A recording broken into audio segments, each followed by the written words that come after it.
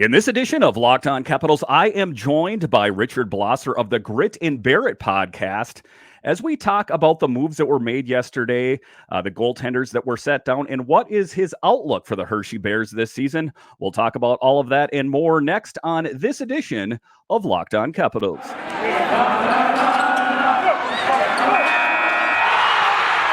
You're Locked On Capitals, your daily podcast on the Washington Capitals. Part of the Locked On Podcast Network, your team every day.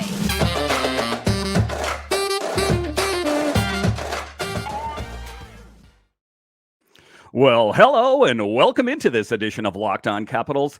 I'm so glad you decided to join me today. As always, this podcast is free and available on all the major platforms, and I want to thank you for making this your first listen or view of the day. Yes, this podcast is also available in video form, so head on over to YouTube and check it out. And when you're on YouTube, make sure and hit that subscribe button, and if you like the videos, give it a thumbs up. It really helps grow the channel.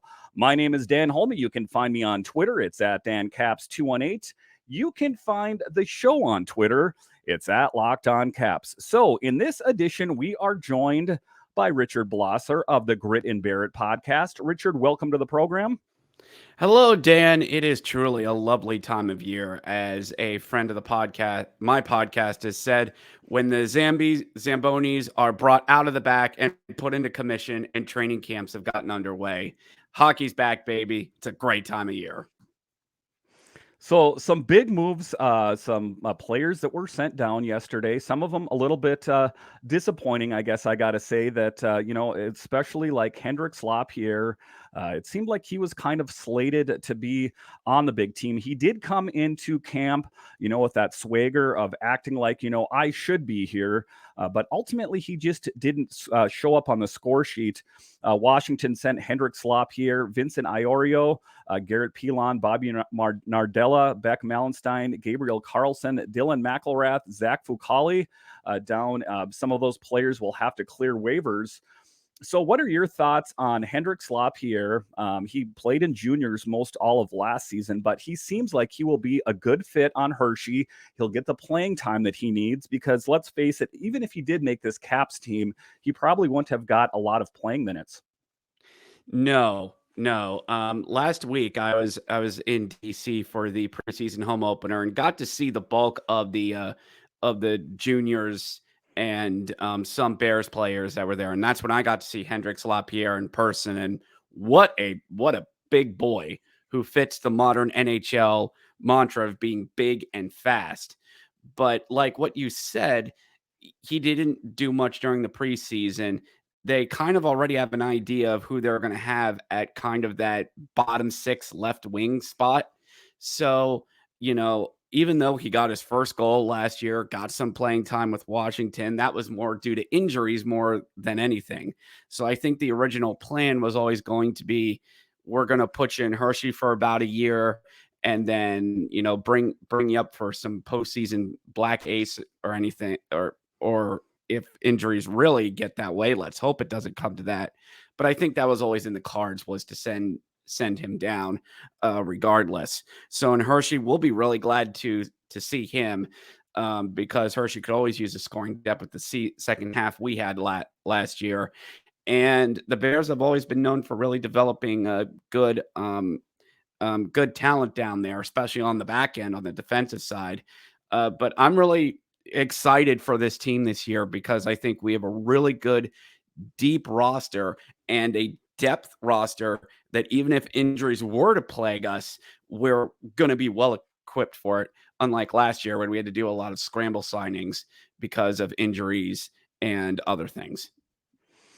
Yeah, and I mean, you got to give it to him. He came into camp with the right attitude. He said, you got to kind of act like you're supposed to be here. If you act like you're going to play in Hershey, then that's where you're going to end up playing. So he did show up with a positive attitude. And we do hope that he makes some contributions to that Bears team. As we know, the AHL is just one step under the NHL. So it's not like, a single A ball club team out there. It is a legitimate league out there. Some of the other players out there that I'm a bit concerned about that have to clear waivers, Bobby Nardella, Beck Malenstyn. So Malenstyn and Zach Fucale are two of the players I guess, that kind of concerned me most about clearing waivers, and Bobby Nardella, I guess, who didn't play last year because of injury, but kind of showed up in camp this year and played a pretty good job. How concerned are you about some of the players that are going to have to clear waivers? I mean, it's possible someone could pick up Fucale or Beck Malenstyn. What are your thoughts on that? When it comes to sorry, I hit the mic on that one. When it comes to goalies clearing, I'm not too concerned about it because I've, knock on wood here that Zach doesn't get picked up. I don't think someone will really need him that much. On the forward does concern me a bit on someone being go down, someone like in AJ, if that time ever comes, because what he brings to the table, his speed, a good penalty killer, really has worked on his shoot and sniping abilities over the past year or so. In this modern NHL, teams will really want that. And I think out of all the players that are going to send down, I could see him getting picked up more than anything. I think Beck is still a little green for teams to really pick up and take a chance on him. But stranger things have happened. About 10 years ago, the Capitals actually 12, the Capitals sent down a player by the name of Chris Bork, and he ended up being taken by the Pittsburgh Penguins, and just, kept for 10 games. And then Washington was able to pick him up right back again. So these things could come out of nowhere, but I'm not really all that concerned about, Zach Fucale or Bobby Nardella, because I don't think there's enough tape on them for teams to really take a chance on them. And there's really hasn't been a lot of injuries this training camp season to facilitate a team wanting to pick somebody off of waiver wires. In fact, we're seeing a lot of PTOs being dropped of named players left and right. So at least for training camp, there's a little bit of concern, but not a lot. Yeah, I mean, my concern, I guess, about Fucale is he is slated to be the number 3 netminder. So obviously it's Kemper and Lindgren. And then if something happens there, then we have Fucale. I guess then we take a bit, a further step down the depth chart after that with Shepard and that kind of thing. So that is my biggest concern there. But, some of the players that got sent down, like I say, it's all a part of it. You have to expose those players because there's not enough room for them on the team. There are now 21 forwards, 8 defensemen, and 3 goalies. However, the roster includes several injured players, Backstrom, Hagelin, Wilson, and Clay Stevenson. Taking that into account, there are technically 28 skaters remaining. So the players that are left, and another guy that's looking for his role, we'll talk a little bit about Protas later, is Snively and Lucas Johansen. Snively was one of those kids that, at first I think we thought, we're just going to give him a cameo appearance because isn't that a great story about how he, has played in Washington since he was a little boy and, let's give him a shot on the big team, and kind of surprised a lot of people by playing really well. And then he had that a broken wrist, if memory serves. So what are your thoughts on Snively? I do think he's going to battle for a spot on the big team. If he's going to be able to do that, I guess that remains to be seen. What are your thoughts on Snively? I remember a quote from an article on John Sorson of Capitals Prospects on Twitter. It's a good follow, Caps fans. He does a lot of highlights and around a lot of depth players. About Snively, he's making roster moves very difficult for the Washington Capitals because I think the idea was to send him down to Hershey as well, and for him to be one of the first or second names to be called up in case of injury. But he's playing so good, and the injury to Carl Hagelin is making this really difficult because they're watching him going, he's doing really well. He's fast. He's shooting well. It's a good story because he's a local kid. We don't want to really keep him around, but he's playing really well. What do? Do we send him down? So, his play has made some very difficult decisions for the Washington Capitals, as I've read, and I think he's really earned it. Like he's really worked on his game, bided his time, and is just really worked his way up into DC, from Hershey to DC, when usually that pipeline is more fit for defensemen and goalies. He's trying to break that forward mold, which for the past couple of years has been rather difficult to do between Hershey and DC. So good on him for putting in all this work and making the Capitals GM's job this week a little bit more difficult. Yeah, so the other guy in that list of players vying for that job on fourth line left wing would be Axel Felby. He was another guy that got waived. It was either last year or the year before. He's a quick skater, but it just seems like he can never find a spot on this team. What are your thoughts on Axel Felby? Does he have a spot on this team? For me, if I was just a knee-jerk reaction, I would say that he's the odd man out right now if I had to make a decision. What are your thoughts on Axel Felby?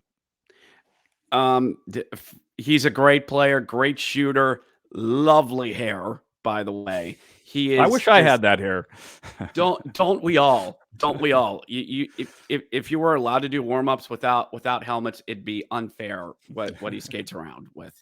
But with AJ, you're right. He's the odd man out, and he's come so far in his first season when he only played a handful of games with the Bears and then went back to Sweden. And then the next season came back. He's worked up a really good following in Hershey to the days of, we haven't seen this kind of like forward production since the days of Jacob Verana, to a guy who is fast, good penalty killers, turned into a real good scorer as well. But I think there is a part of the Capitals who do want to keep him around because they see value on him. And the bottom six in DC is getting older. Carl Hagelin, Nick Dowd, Connor Sherry ain't getting any younger.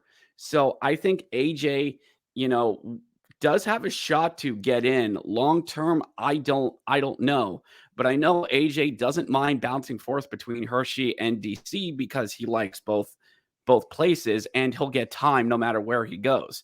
But it was showed last year that teams are keeping an eye on him. Buffalo picked him up last year before he was brought back to Hershey. And like I said earlier in the show, there is a market for speedy fourth line wingers in the NHL. So out of all the players that could possibly get plucked, I think it's a real possibility with AJ. And I think if the Capitals really do want to stay younger, I think he's a good player to stick around. So we'll see, but it's going to be interesting to see where he ends up in the next couple of weeks. Yeah, like you were talking about, there is a market for a guy that's got his speed and his skill set is kind of penciled in as a fourth liner here. All right, so after the break, we are going to talk about Aliaksei Protas and how he is making his case that he does belong on this Capitals team. And then later in the show, we will talk about the outlook for the Bears and the Capitals after the break.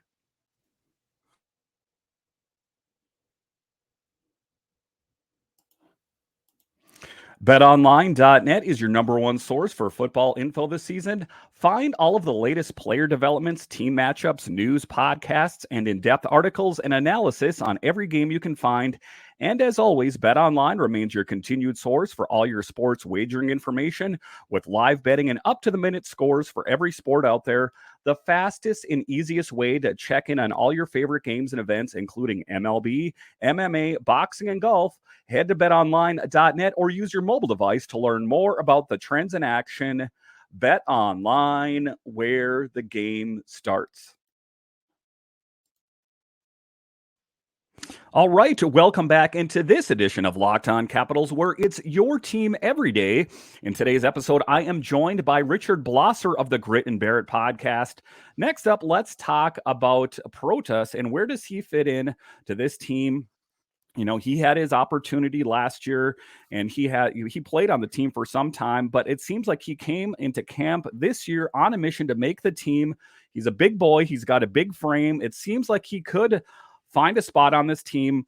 Looking at the 6'6" center, there's something different about him. Even his teammates and head coach Peter Laviolette notes that the already towering forward somehow looks like he added some size. It looks like he got, I don't want to say bigger, Oshie says, but he is a big boy out there. So it does look like he is going to perhaps crack this roster. Let me know what your thoughts are on Protas. I think that he would be a good fit, at least in the interim. Well, Tom Wilson is out. He could play a role, as that enforcer type out there. I know they picked up Connor Brown to fill Wilson's role ostensibly, but let me know your thoughts are on Protas. And do you think he does have a spot on this Capitals team? You're right. He definitely put on size seeing him last Sunday. The one thing the Tampa Bay Lightning showed us in their back-to-back championships is that their team was built around big, fast skaters, guys who can clog up lanes, shooting lanes or passing lanes as well. And Alexei Protas fits that profile. Like you said, he's 6'6". He put on size over the summer. And that's something that you really want to have, in, as they say, modern NHL, but that's where we are a lot in this podcast. But I feel he really, fits that as a guy who can go out there, throw some weight around, push around the forwards, have guys look over their shoulders. There's always a market for that in the NHL. And Protas is a guy you can just plop on the side of the net to pick up rebounds as well. We're hoping that we could have seen that in Hershey a little bit, especially with our power play. But he spent a year or two down here.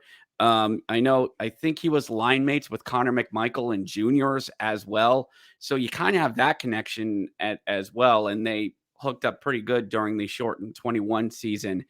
But Protas's time in DC, I think, is definitely worth an extended look. Like you said, with Tom Wilson out, he's not going to fill his skates per se, but he's a guy who can fill in that role of being a big body, a shot blocker. And we saw in the first game, he was able to set up Connor Sherry for a good game tying goal as well. So the speed, the passing, and the on ice presence is there.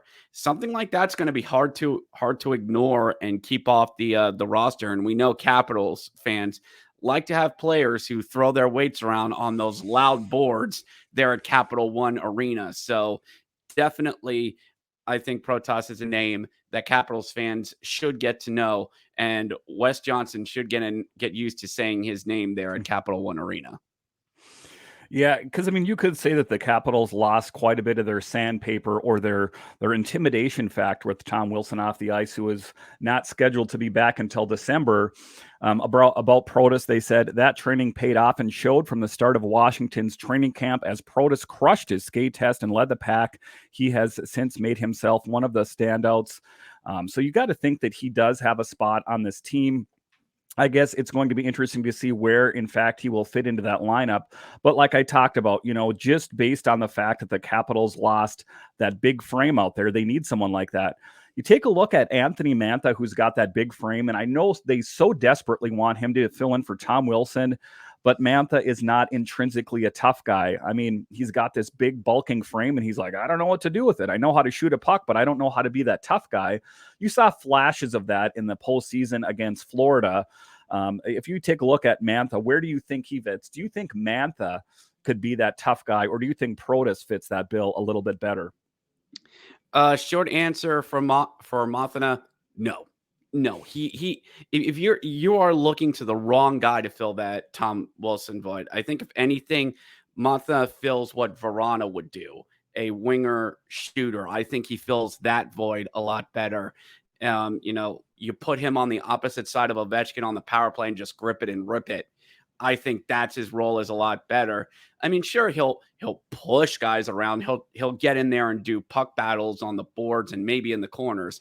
But a guy who's going to go in there and try and smoke like an Alexis Lafreniere from New York or a Jack Hughes there in Newark, no, that I don't think that's his game or the type of guy he wants to be. Protas is somebody you want to put out there on with the top six guys, other teams' top six guys, to really rough them up and push them around and draw a penalty or two. So Anthony Mantha, I think he's more of a playmaker, maybe a little bit of a sniper ability in him, a little bit in terms of on the power play, but he's more of a points producer instead of what Tom Wilson was a guy who was a big body who will mix it up and could score. I don't think Anthony Mantha, as I call him, is a guy who's going to fill Tom Wilson's role. There was only one Tom Wilson, and that's Tom Wilson. Yeah, and he is a bit of a four-leaf clover. They've tried to, there's a lot of teams out there that have picked up players just to kind of combat Tom Wilson. If you look at the Rangers picking up Reeves, who they kind of didn't deny that they said they picked him up to battle the likes of Tom Wilson. So Wilson's absence will definitely be noticed here. All right, so after the break here, we're going to talk about what Richard's outlook is for the Bears season, and then we'll talk about our outlook for the Capitals season after the break. Welcome back into this edition of Locked On Capitals, where it's your team every day. In this edition, I am joined by Richard Blosser of the Grit and Barrett podcast. So, Richard, taking a look at the Hershey Bears, training camp starts today. What are some of the storylines that you're looking at as the camp opens up today? The storylines that I'm looking at, well, first off, is a return to the Hershey standard. Last year, Hershey just really dropped off in the second half last year. The scoring depth all but vanished, and this team had to rely on lots of goaltending and defense, which that crumbled by the time we hit April, and we were eliminated in 3 games in a best-of-3 play-in round by the Wilkes-Barre-Scranton Baby Penguins. Really rough way to end the season. Alex Nylander did it in overtime in the study with the lead pipe. So this season is a return to the Bears, getting back to a form of a team that's going to get back to the postseason and looks to make a deep run. And in Hershey, for all you Capitals fans listening to this, we have very high standards. We don't put division or conference banners in Giant Center. For any of you who have come up here, it's only those Calder Cup banners that are up there in Giant Center. So getting off of that little pitch, there's a really good deep roster this year. GM Brian Helmer made sure that this year, if injuries happened, we would not have an issue of trying to sign ECHL guys to the roster. We're very excited to have Mike Vecchione back with us. Sam Anas. This is it's Anas. I have to be really careful how I say that. Is a really good scorer in the American Hockey League. 50+ points the past 4 seasons, and the scoring leader for the Springfield Thunderbirds, and almost the league last year. Ethan Frank is going to be a really good prospect. I want Capitals fans to kind of keep in the back of their head a little bit. He'll have his first pro season there in Hershey. He's a small guy, but he really knows how to fire the puck in as well.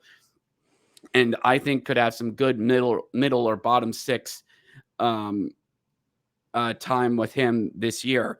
There's some other prospects that are coming in this year. Bear Hughes could get some time as well. Shane Gersich returned after testing free agency and not much wasn't able to define much. Vincent Iorio down with us, and we have some good defensive signings as well. And on the back end, gonna probably have Zach Fucale, but we've got Hunter Shepard and Bjorn Borkland as well. So I'm really excited to see what this roster can do this year. And even though 6 teams out of 8 in our division are going to get playoff spots this year, the top 2 are going to get buys, and I think Hershey is definitely slated to get one of those 2. If this team can stay healthy and gel together, I look for this team to be very exciting and a very fun watch in Hershey this year. Like, there is a sense of excitement that we want to put how last spring went out of our mind. It's a new season, it's a new day, and very excited to have Hershey hockey back in this year. Kind of sad that Matt Molson retired, but what can you do? That just happens to hockey players. And just, again, great to have Hershey hockey back, starting up with training camp this week. Yeah, I mean, so it's exciting. So to have that camp open up, as we know, the Capitals has been open up for some time.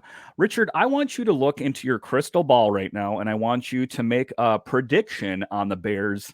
Are they a bubble team? Are they going to make a push for the Calder? What are your thoughts on that?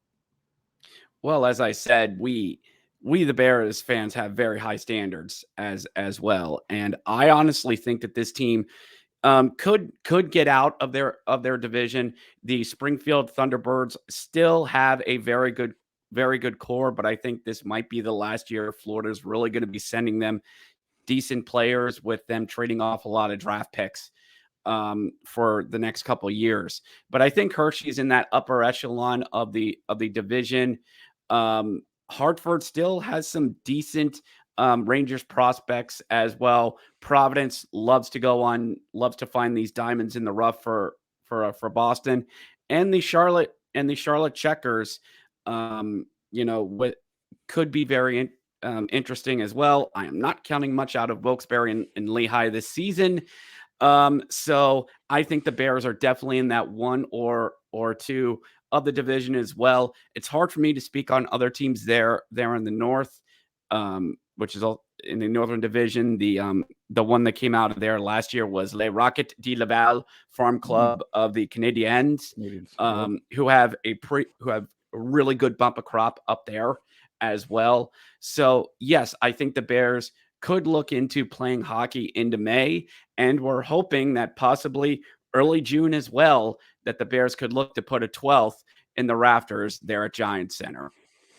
I mean, if you take a look at the lineup, I mean, there should be little to no excuse for that team not to do well. They have great goaltending, and just, the players we talked about, your Hendrix, Lapierre, your Iorio, just a lot of big name players that if they, gel together and form a cohesive unit, I think could go really far. Taking a look at the Capitals here, we know the big offseason acquisitions by picking up Stanley Cup winner Darcy Kemper and signing a really lights-out backup in Charlie Lindgren. If you're on the fence on Charlie Lindgren, then you should have watched him, in these last couple of games that he's played in preseason. I thought and did an excellent job. And then Dylan Strome is a guy for me that's really shown up big on this team. I know that he played well with the Blackhawks, but just really kind of is wowing people out there. And you started to kind of see a little bit of that chemistry there between Strome and Connor Brown. There was that tic-tac-toe goal there that was pretty sweet there. I know it was against, a bunch of rookies out there, but nonetheless, I'm going to revel in the victory of that. I know that everyone's talking about the Capitals as being this bubble team. I have loftier expectations for them. I do think that they have within them to win the division, and everyone, even some of the Capitals beat writers, the insiders are already panning them and saying that they're a bubble team at best. So I'm going to kind of go out and say that I do think that they have it. Never sleep on Alex Ovechkin, who at 36 scored 50 goals. People are saying, well, how long can that last, Dan? Hey, I don't know. Father Time is undefeated and all those things out there. But, if you take a look at what Tom Brady's doing at 45, for example, it is possible. So that is my prediction. I do think that the Capitals could win the division. I'm not going to go and say that they're going to win the Stanley Cup, but my goal for them at minimum is to make it past the first round of the playoffs. A Stanley Cup, ideally, of course, but to not make it past that first round since 2018 is kind of just left a sour taste in everyone's mouth. That's my thoughts on the Capitals. What are your thoughts on the Caps, and where do you think they're going to go this year? Well, I'll say some of the thoughts that on an article I wrote for Belly Up Sports, my way too soon power rankings article out there on Belly Up Sports. Go check it out. It was written about 2 months ago, but that's why we call it way too early. I had the Capitals penned in at the number 3 spot for the division, and that gets them in as one of the playoff 3, because the number 1 and 2 in the division goes to the Blue Shirts and the Storm Runners, i.e. the Rangers and the Hurricanes. But I think the Capitals, if they get healthy enough, do have that potential to be that number 2 seed, or maybe battle with New York to get that number 2 spot there in the Metro as well. Alex Ovechkin, he is a machine, a Russian machine, if you will. I've seen this guy skate in person to know that every story that's told about that man is true. So he's just going to go out there. He's going to rip howitzers from the left circle, even if that's just his bread and butter. He does it very well. The late addition of Tom Wilson we're going to see how or if he fits back into the Capitals, or if that injury is going to stick around. The big question mark is for Caps fans, and I'm sure with you too, Dan, is Backstrom and that hip surgery. Is that going to be the injury that ended Ryan Getzlaf's career? And when you read the type of injury and the surgery that he had, it does sound a bit painful for him to do. So It would be sad to see if this might be his last season or two, because he was Ovi's wingman, his setup guy, a guy who could press really well, protected the puck really well, and really had great hockey IQ. I know that's a term used a lot, but he had that. And that's, I think, where the big loss for the Capitals is not having that 1-2 of Backstrom and Ovechkin. But the Capitals are making efforts to replace that. And I think there is a lot of production. As you said, the bottom six, with, like you said, with Connor Brown and Strome playing really well. I think Connor Brown's going to be a really good signing for the Capitals this year, a very underrated signing. A good two-way, I think a two-way center, which in this NHL is worth their weight in gold, and a guy that says, just put me on the line, put me on any line, and I'll go get that puck. And you love having players like that in the NHL. So I think if there's any weakness for DC a little bit, I think it's on the back end a little bit. Age is going to be getting there as well. Especially with doubt as well. Is John Carlsson still the scoring machine that we've seen the past couple seasons? Former Bear, love seeing everything that John Carlson's doing as well, but how long can you keep that production up as well with him? And I know some Capitals fans I think Orlov isn't expiring this season, and that's something you got to see as well, how he's going to play in his last season. I think of that big contract as well. So there's a lot of good with the Capitals this year. I think they are definitely a playoff team. I think they do have the potential to get into that playoff 3. It's going to be a battle for that 3 in that bubble playoff spots. And I wouldn't be surprised if the Metropolitan snags both of those spots this year. But the days of the Capitals ruling the Metro, I think the curtain might be coming down on that for a little bit, but definitely a playoff team. I think they might be older, but I don't think they are slowing down. They know the needs they had this offseason. I think they addressed it very well. A lot of depth signings to be excited about there, DC. And I think it's going to be fun times there in DC, especially once Tom Wilson gets back in and a little bit more clarity about Backstrom. We'll really see more of a clear future with this team. So just kind of get through Christmas in the first quarter of the season, and things will really start coming together for the Capitals. But they're a playoff team, definitely. All right, Richard, thank you for joining us on this edition. Before I let you go here, why don't you tell everyone where we can find your podcast and your other work? All right. So, my name is Richard Blosser. I'm host of the Grit and Bear, BEAR, IT podcast that is on the Belly Up Sports Podcast Network.